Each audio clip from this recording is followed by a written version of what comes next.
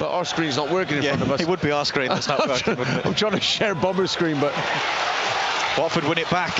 Gaspar intercepts the kick forward from Griffiths. It's cleared away in the penalty area by Okay Yukuzlu, and then by Townsend. Second time of asking. Chowdhury, good ball forward into the penalty area. Good turn by Gaspar. Gaspar gets his crossing. Keenan Davis looking to turn and shoot and poke it towards goal. Saved by Griffiths, but pushes it only as far as Ken Sema, who rifles it in to the roof of the net from inside the 6-yard box. And the Hornets have the lead at Vicarage Road. Griffiths just couldn't get enough with a palm away, and Ken Sema was in the perfect place to smash it home.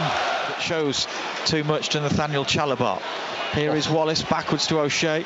O'Shea drives into midfield, gives it back, was always giving the ball away. Here come Watford. Keenan Davis for number 2, takes a deflection and ricochets out to this right-hand side where Ismaila Sarr picks up the ball. He's got to score. He's got to score, and Josh Griffiths pulls off a great save. Same age, those two, both 21.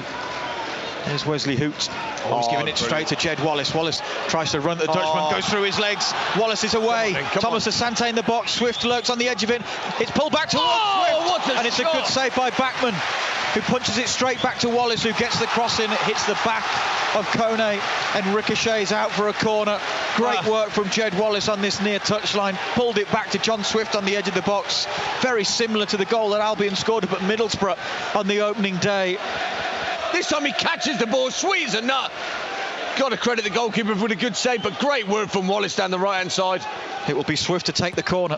Outswing delivery towards the back post. Furlong meets it again, up into the air it goes. It's nodded away. It's a push. Surely on the line. Towards goal. It doesn't matter anyway, because Albion have scored. It's an equalising goal, and it's Conor Townsend on target in front of the goalkeeper.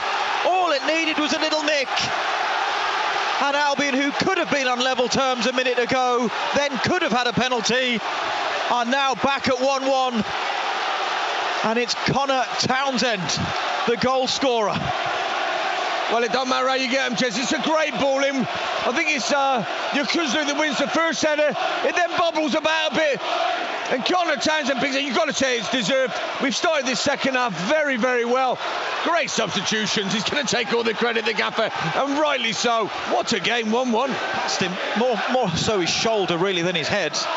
And Albion are back on level terms. Here come Watford up the other end, looking to get straight back ahead. It's a chance. It's off the outside of the post.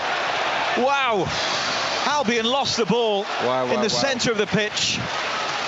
And Watford inches away from going back in front. Who was it? Ismaila Sarr was driving forward. And just like that, the Hornets could have been back in the lead. Second here.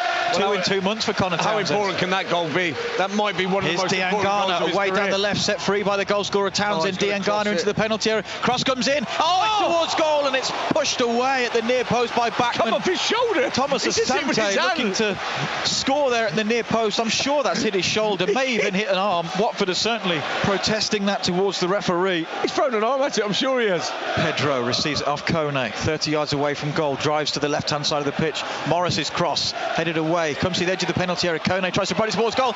It takes a fortuitous ricochet and falls straight into the path of a Watford man.